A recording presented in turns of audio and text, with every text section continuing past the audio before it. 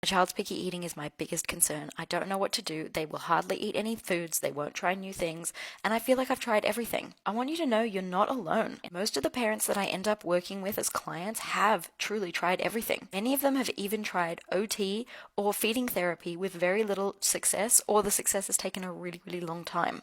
Chances are you quite possibly have tried everything. So why is nothing working, and how is working with me going to be any different? First of all, yes, I do work with clients worldwide, and I am an accredited practicing dietitian. I've got a master's degree in nutrition and dietetics, and I've specialized in helping parents with picky eaters for the last 4+ years.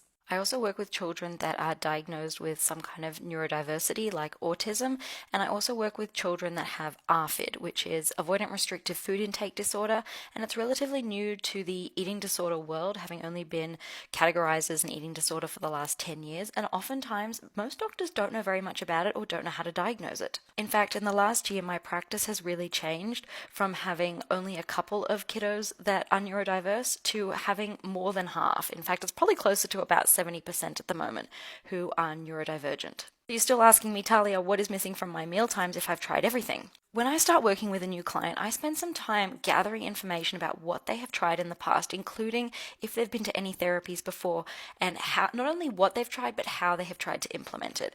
Sometimes parents don't spend enough time implementing one thing, or they spend too long trying to implement one thing, which is why something might not work. I get a lot of questions about how do I get my child to eat more vegetables, and here's the answer why I cannot answer it as a simple blanket statement for everyone. Because every child is different. Every child has different preferences. They have different ways that they taste and perceive food, whether or not they have sensory processing disorder. Some kids are more sensory in the sense that they are more sensitive to crunchy foods, or they have a preference for crunchy foods, or they have a preference for soft foods.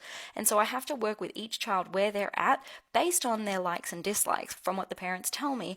And then when we try something, if it doesn't work, we will pivot and try something else. So rather than trying all the things on your own and having probably nothing or very little working with someone like me is going to give you the benefit of being able to truly outsource what's going on to someone who knows how to pivot when something's not working, why to pivot and what to pivot to, rather than you having to scour the internet and try everything over and over again and have it not work and feel completely defeated. Here I'm answering questions in my private chat that I have with every single one of my clients, because if you only see me once a week or once every 2 weeks and you have things that are not working from the homework that I have given you in our previous session, well, it's not going to be very helpful. You're not going to get very far during the time that we're not seeing each other, and then you're going to show up to our next call with a bazillion questions and we're never going to make progress. So yeah, it's really important that you have this ability to connect with me between calls and get support and feedback so that you can make the pivots necessary.